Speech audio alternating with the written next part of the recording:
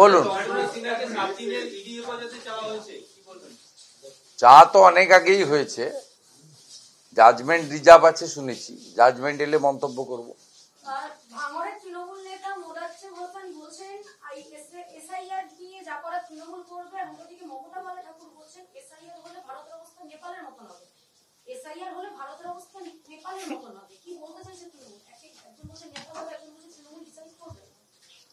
ভয় থেকে বলছে এগুলো।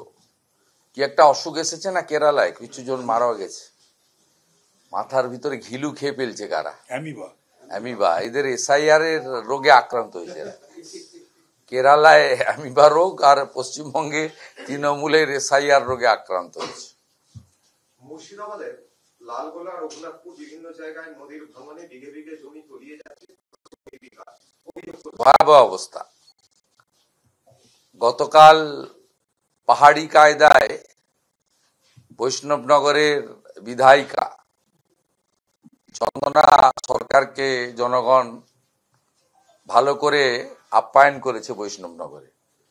বৈষ্ণবনগর থেকে শুরু করে আমাদের ফারাক্কা, শামশেরগঞ্জ, রঘুনাথগঞ্জ বিস্তীর্ণ এলাকায়, লালগোলা সহ নদী ভাঙন, গঙ্গা ভাঙন ভয়াবহ আকার ধারণ করেছে। এবং 2018 সালে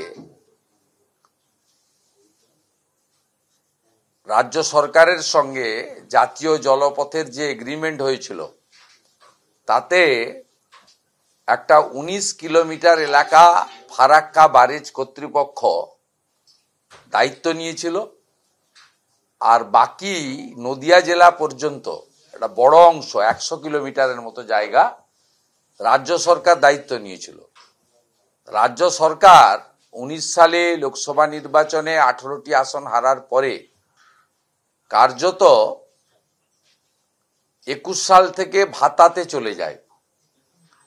আইপ্যাক পরামর্শদাতার পরামর্শে ভাতাতে চলে যাওয়ার কারণে মানুষের যে এই ধরনের ভোগান্তি এবং এই ধরনের যে ইরিগেশন বলুন বা পরিকাঠামোগত যে বিপর্যয়, সেক্ষেত্রে রাজ্য সরকারের দৃষ্টি নেই এবং তারা মনে করে যে বৈষ্ণবনগর, ফারাক্কা, লালগোলা, রঘুনাথগঞ্জ এই এলাকায় মুসলিমদের ভোটারদের মধ্যে, মুসলিমদের জনবসতিতেও বেশি, ভোটারের মধ্যেও সংখ্যাধিক্য মুসলিম। তাই এই এলাকায় কিছু না করলেও কেবলমাত্র সিএ কে এনআরসি, এসআইআর কে এনআরসি, বিজেপি কে হিন্দুদের পার্টি বলে ভোট এমনিতেই পাওয়া যাবে। তাই গঙ্গা ভাঙনে রাজ্য সরকার রিলাক্টেন্ট।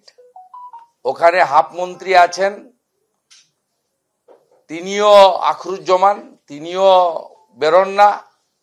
মোহাম্মদ আলী আছেন লালগোলার, তাকেও মানুষ দেখতে পাচ্ছে না। কালকে চন্দনা সরকার গেছিলেন, তাকে পাহাড়ি কায়দায় জনগণ আপ্যায়ন করেছেন বৈষ্ণবনগরে। আর ফরাক্কার বিধায়ক মনিরুলকেও পাওয়া যায় না, আর শামশেরগঞ্জের আমিরুলকেও পাওয়া যায় না। এদেরকে ওয়াকফ অ্যামেন্ডমেন্ট বিলের বিরুদ্ধে আন্দোলনে পাবেন, ট্রিপল তালাক যখন হাঁটানোর প্রশ্ন আসবে সেখানে আন্দোলনে পাবেন, ধর্মীয় সুশ্রুড়ানি এবং সাম্প্রদায়িক বিভাজন দিয়ে সাম্প্রদায়িক সম্প্রীতি নষ্ট করার ক্ষেত্রে এদেরকে পাওয়া যাবে। কিন্তু গঙ্গা ভাঙন, গ্রামের পর গ্রাম, শয়ে শয়ে বিঘা জমি, স্কুল, বাড়ি, গাছপালা সর্বস্ব চলেই যাচ্ছে চোখের সামনে। গত 15 দিন 3 সপ্তাহ ধরে ধ্বংসলীলা চলছে। এরা দে আর টু মাচ রিলাক্টেন্ট। আমরা এটাতে দাবি করতে পারি, সোচ্চার হতে পারি, অন্য কিছু করতে পারি না, কারণ রাজ্য সরকারই জাতীয় জলপথের সঙ্গে বসে আমার কাছে এগ্রিটা কাগজ আছে। আমিও 6-8 মাস ইরিগেশন মিনিস্টার ছিলাম, আমার কাছে কাগজ আছে, 18 সালের এগ্রিমেন্টের কাগজ আছে। তাতে 19 অথবা 21 কিলোমিটার ফারাক্কা ব্যারেজ কর্তৃপক্ষ করবে, আর বাকিটা করবে নদিয়া জেলা পর্যন্ত পশ্চিমবঙ্গ সরকার। তারা লিখে কমিটমেন্ট করে তারা এই কাজ করেনি, করার উদ্যোগ নেয়নি। এবং এখন ভারত সরকারের যে এই ধরনের ইরিগেশন সংক্রান্ত প্রজেক্ট রয়েছে তাতে 50-50 অর্থাৎ 50% টাকা রাজ্যকে দিতে হয়, 50% টাকা কেন্দ্র দেয়। রাজ্য সরকার কোনো পরিকল্পনা এক্সপার্টদের দিয়ে, বিশেষজ্ঞদের দিয়ে বানিয়ে ভারত সরকারের কাছে পাঠায়নি। কারণ এটা স্থায়ী সমাধান করতে গেলে কয়েক হাজার কোটি টাকা লাগবে। কেন্দ্র হয়তো 50% দিয়ে দেবে, কিন্তু বাকি 50% টাকা রাজ্য সরকারকে দিতে হবে। রাজ্য সরকার ভাতা এবং তোষণ ছাড়া তারা অন্য কাজ করেন না, করতে চান না। বাংলা ভাষা নিয়ে পথে নেমেছিল তৃণমূল, তো আজকে রাজেশ তাপসের মৃত্যুদিনে মুখে কুলুপ তৃণমূল কংগ্রেসের। শুধুই কি ভোট ব্যাংকের রাজনীতি? সবাই জানে, সবাই ভালো করে জানে রাজেশ তাপসকে খুন করেছে কারা, তারা এখনো বিচার পায়নি।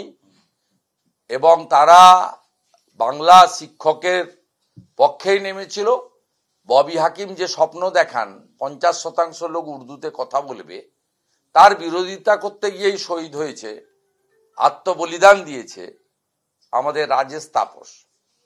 আজকেই প্রকৃত ভাষা দিবস বলে আমরা মনে করি। মন্ত্রী মলয় ঘটকের ছেলের পিএইচডিতে ভর্তির ক্ষেত্রে গরমিলের অভিযোগ তুলে এনইউজেএস আইন বিশ্ববিদ্যালয়ের যারা পড়ুয়ারা রয়েছেন তারা বিক্ষোভে সামিল হয়েছেন, এমনকি উপাচার্যের পদত্যাগের তারা দাবি করছেন। উপাচার্যের বিরুদ্ধে শ্লীলতাহানির অভিযোগ তোলা হচ্ছে পড়ুয়াদের তরফ থেকে। উপাচার্যের বিরুদ্ধে সব জায়গা থেকে দুর্গন্ধ বেরোবে। ম্যাকাউতে বেরিয়েছে দেখছেন না? না না, তো কাগজপত্র আছে, তরুণ জ্যোতি তোয়ারিরা করছে পিল।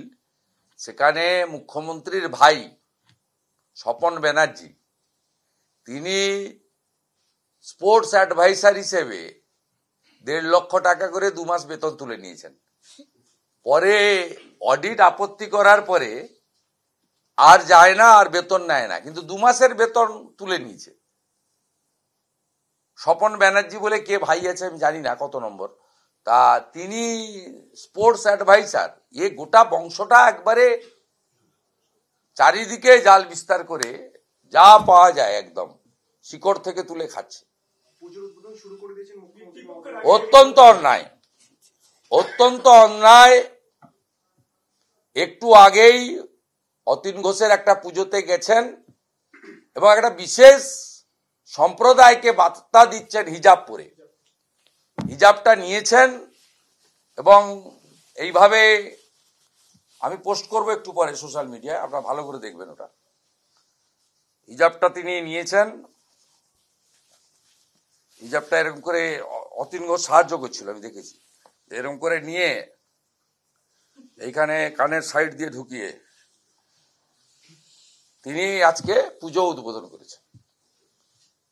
সরাসরি হিন্দু আস্থা, হিন্দু রীতিনীতি, পরম্পরাতে আঘাত। পিতৃপক্ষে আজকে শেষ দিন, হিন্দুরা যাদের পিতামাতা গত হয়েছেন তারা পিণ্ডদান করেন, তাদের কালাসুচ থেকে মুক্তি পান। আজকে এখানে কোনো হয় না, কয়েক ঘন্টা অপেক্ষা করে আগামীকাল একদম পুরো প্ল্যান্ড ওয়েতে, যেহেতু হিন্দুরা বিভক্ত, হিন্দুরা ভোট দিতে যান না, মানে সবাই ভোট দিতে গেলেও অনেকে অনেকভাবে ভোট দেন, ভাগ করেন। একটা বিশেষ মেসেজ তিনি 32-33% ভোটারকে দিচ্ছেন যে আমি কমপ্লিটলি সেকুলার, আমি নাস্তিক, নাস্তিক নয়, আমি প্রো মুসলিম লীগ। একটা clear message to consolidate her vote bank. দাদা, আপনি যে কথা বলেছেন, মুখ্যমন্ত্রী যে বেশ বললেন, এটা আবার উনি যুক্তি দিচ্ছে যে বৃষ্টি পড়ছিল, শরীর খারাপ, সেই যুক্তি তিনি দিচ্ছিলেন। এটা কি কৌশলে দুই ধর্মের মানুষকে খুশি করার জন্য তার এই একদম মেসেজ ক্লিয়ার। মুখ্যমন্ত্রী বৃষ্টি পড়লে তাকে অ্যাভয়েড করার জন্য ছাতা আছে, এবং যদি সিকিউরিটিকে দিয়ে না ধরান, উনি যদি ডাউন টু আর্থ হয়ে থাকেন, সাধারণ নাগরিক, নিজে ছাতা ধরতে পারতেন। ব্যবস্থা আছে, বৃষ্টিতে যদি কেউ ভিজতে না চায়, নিশ্চিতভাবে ওনার অনেক বয়স হয়েছে, ওনার শরীর সমস্যা থাকতে পারে, তারপরে এই বৃষ্টিতে ভেজা উচিত নয়, ওনাকে লাগাতার কাঁচি নিয়ে ঘুরতে হবে। তা স্বাভাবিকভাবে তার জন্য হিজাব পরার দরকার ছিল না।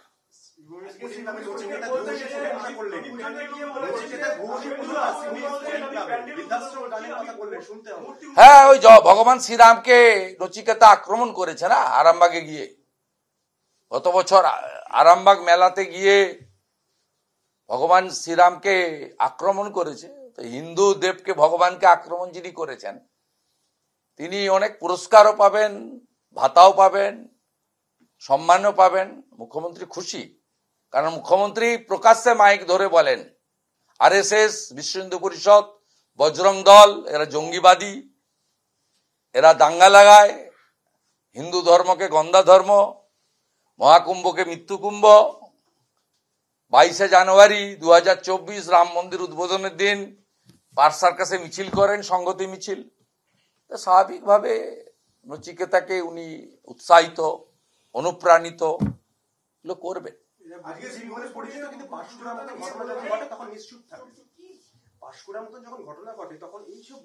উনি অনেক দিন ধরেই নিশ্চুপ থাকছেন মহিলা এবং কন্যা নির্যাতনে। সেটা কবে থেকে? কারণ অভয়া ঘটনার পরে তিনি বলেছিলেন যে বাবা মা চাইলে তো আমি 10 লাখ দিতেই পারি। তারপর থেকে যতগুলো ঘটনা ঘটেছে, বিশেষ করে কসবা ল কলেজ এবং পাঁশকুড়া হসপিটালে, আজকে মহিলা কমিশন গেছিল, যে তথ্যগুলো সামনে এসেছে, ভয়ঙ্কর তথ্য, এসব ব্যাপারে উনি চুপ থাকবেন। উনি অত্যন্ত ভাবিত, প্রধানমন্ত্রী তো হতে পারলেন না, আর জীবনে এই দশায় আর জীবদ্দশায় হতেও পারবেন না। তিনি উত্তরপ্রদেশ, মণিপুর নিয়ে খুব ভাবেন, বলেন, কিন্তু এগুলো নিয়ে তাকে সাইলেন্ট থাকতে হয়। দাদা, পাঁশকুড়া হাসপাতালে যে এই অভিযুক্ত জাহির আব্বাস আগেও ধর্ষণ কাণ্ডে জেল কেটেছে, তাহলে কি রাজনৈতিক কোনো মদত রয়েছে তার জন্য এই ধরনের অসামাজিক কাজ পরিবারের হাসপাতাল চত্বরে? এ তো প্রমাণিত। এখানে কি নাম, সঞ্জয় নাকি, তার বিরুদ্ধেও তো একাধিক অভিযোগ আগে ছিল। প্রত্যেকটা লোকের তো, শাহজাহানের নামে কত অভিযোগ ছিল, মনোজিৎ মিশ্র তো একই কেস। মনোজিৎ তো এর আগে বেল পেয়েছে বলে তাই এখন এই কাজ করা পেয়েছে। আপনি প্রত্যেকটা কেস হিস্ট্রি যদি দেখেন, এদের পাস্ট রেকর্ড মারাত্মক।